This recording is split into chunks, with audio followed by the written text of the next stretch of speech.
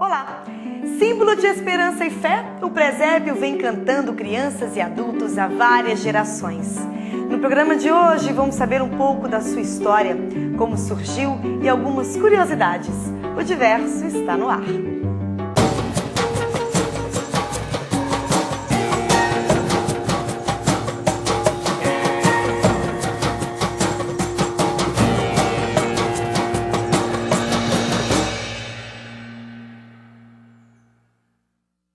A celebração do nascimento de Cristo é bem antiga. Vem do final do século III, quando peregrinos visitavam a gruta em que o menino Jesus nasceu, em Belém. No século VI, foi feita a primeira réplica da gruta em Roma.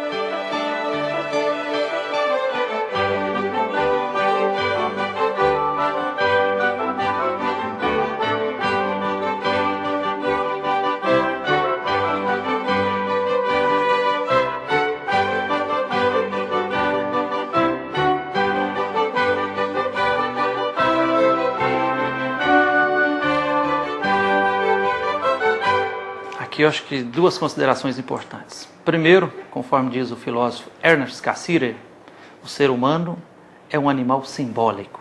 Nós precisamos de símbolos para dar sentido e significado à realidade vivida. Então, o nascimento de Jesus, de Nazaré, que é comprovado historicamente, registrado através dos 4 evangelhos e de vários outros evangelhos apócrifos, relata isso.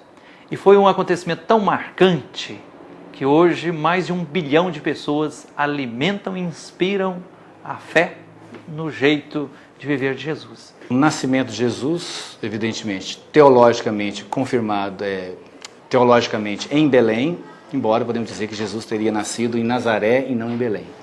Mas teologicamente se construiu isso do ponto de vista bíblico e a comunidade cristã se encarregou de levar essa tradição. E uma pessoa importante nessa época foi uma peregrina etérea que esteve em Jerusalém, nos lugares santos, e acercando-se desses lugares, tentou trazer essa tradição toda para a Europa, sobretudo para Roma. Com a questão da ligação do nascimento de Jesus no Santo Sepulcro, encontrou-se ali uma cruz, mas também em Belém, que é um outro lugar tradicional como a questão do nascimento de Jesus. E ali em Belém, então, se construiu toda uma igreja da Natividade, que existe até hoje.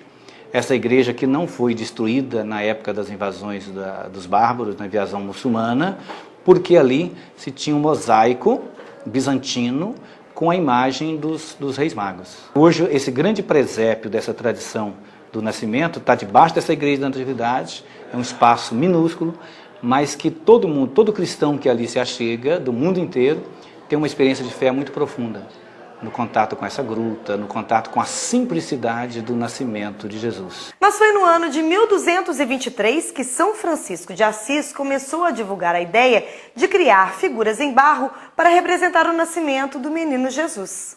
Não por menos, São Francisco vai passar para a história como um grande idealizador desse presépio, que já veio de longo século. Mas, na verdade, ele foi o primeiro e passou para a humanidade com isso, porque São Francisco, o homem da paz, o homem do bem, estando certa vez na região da Umbria, em Grécio, região belíssima da Itália até hoje, bucólica, muito bonita, ali São Francisco teve a intuição de chamar os seus irmãos e de chamar a vizinhança para fazer no dia 23 de dezembro de 1223, fazer a memória desse nascimento. Tentar, porque na verdade São Francisco vai se passar para a história como um Cristo redivivo. E ele quis não só viver no seu corpo toda a questão do sofrimento, da integração com Jesus, mas também buscar o nascimento. E ele encontrou na constituição de um presépio. Naquele momento muito simples, ele simplesmente ele chamou a vizinhança todos, os campesinos, os pobres que chegaram, pediu para todo mundo trazer algo, e para colocar-se diante de Jesus, o menino Jesus. Então se colocou ali uma imagem, um boi, um asno e os trabalhadores junto ali. E se diz a tradição que eles se reuniram ali, o boi e o asno. Day by day, stone by stone, build your secret stone.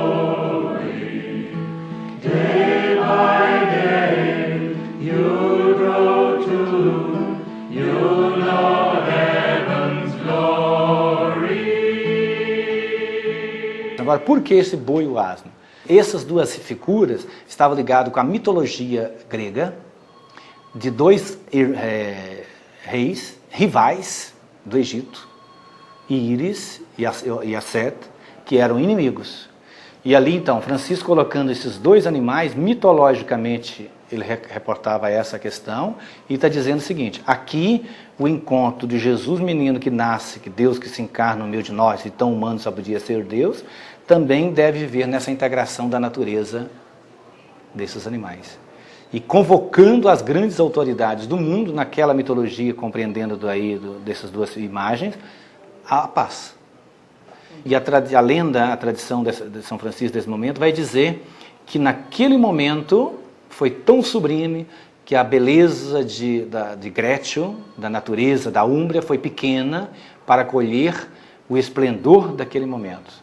E que São Francisco tomou o menino Jesus, o colocou no colo, e naquele momento, diz a lenda, que o menino Jesus sorriu para São Francisco.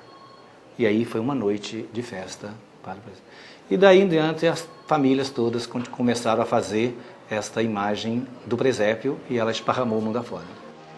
Benditos sejam aqueles que mostram misericórdia, pois misericórdia será mostrada a eles. Benditos sejam os pacifistas, Deus os chamará de filhos. E se nós somos seres simbólicos, cria símbolos, mas com a evolução, com o caminhar da história, a gente, primeiro que os seres humanos têm que ir atualizando, né? E outra, inculturando.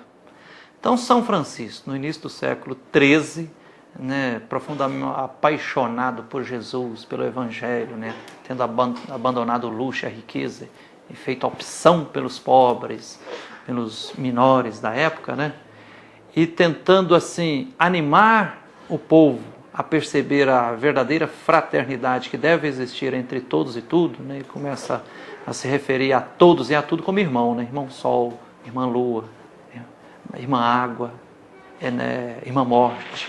Perdoai para ser perdoado e viva na simplicidade. E aí ele fez uma coisa que entrou para a história como muito importante. Não só repetir os gestos que já vinham do passado na época do Natal, mas convidou a comunidade para viver essa experiência em sintonia com a natureza, no meio da floresta.